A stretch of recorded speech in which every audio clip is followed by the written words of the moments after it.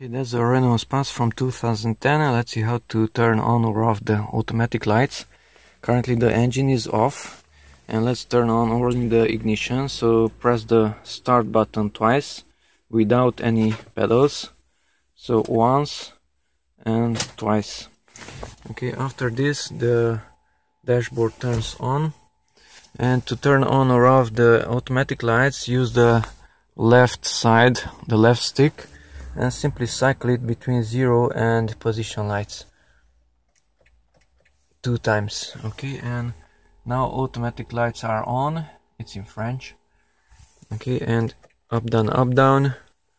Now the automatic lights are off. So let's do a test. Let's enable it. Now it's on. It is on. Okay, and power off everything. The lights are not on, as you can see it's dark. And now let's start the engine. Press the brake and press the start. And although it is on 0, the lights are on, as you can see. And of course it's visible here also. And if I stop the engine, the lights will go off automatically.